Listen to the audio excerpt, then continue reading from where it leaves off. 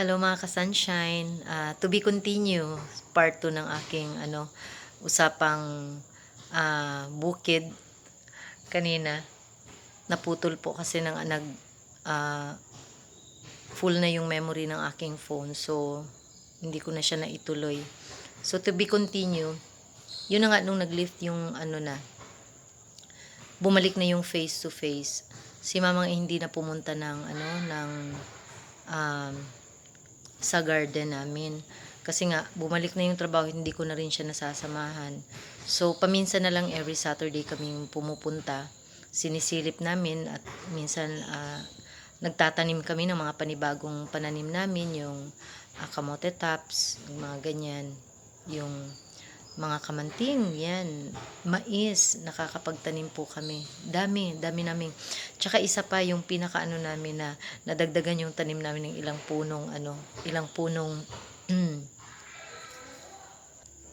ilang puno na malunggay yung tinatanim po namin. Kaya doon nagsimula nung pandemic din ay natuto akong uminom ng tsaa gamit ang malunggay. Maging magpahanggang ngayon, hindi na po yan nawala sa namin na may yung kapitbahay namin na namibigay ng malunggay kasi alam niya na umiinom kami ng tsaa. So ang ginagawa ni mamang nilalagay sa net bag tapos pinapadry, nilalagay sa container para pag gusto naming magtsaa gamit ang malunggay ay kukuha lang dun sa container. So yun mga ka-sunshine, so na-stop yun yung namin. Pero yung desire na gusto talagang magkaroon ng bukid na maliit na space na kung saan ang sarap din kasi na magtanim ng sariling mga gulay. Kasi anytime hindi ka na pupunta pa ng Tiangge or market at bibili ng mga gulay, no. At saka isa pa, presko din siya. Alam mo rin na ikaw yung nagtatanim at hindi ka naglalagay ng mga fertilizer or whatsoever, ganyan ba. Malinis, alam mo kung saan galing. Tapos yun, ang dami din naming tanim na nakailang puno si mamang ng papaya at ang lalaki ng papaya niya.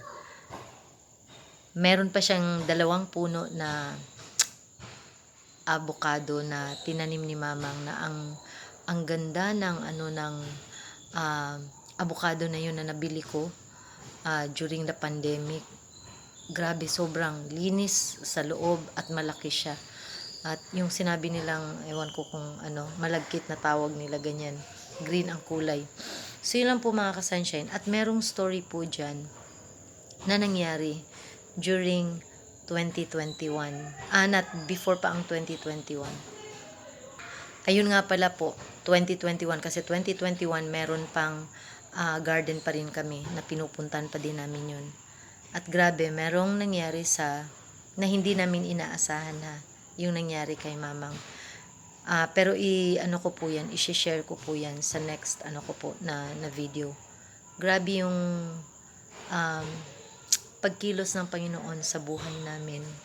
Sa buhay ko personally and also sa buhay ni mamang na magpahanggang ngayon ay hindi ko po makakalimutan yan.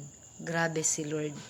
Kung kumilos at gumalaw sa buhay ng tao na ang akala natin ay walang pero akala lang natin yun, pero merong ginagawa si Lord sa buhay natin, bawat segundo, bawat minuto.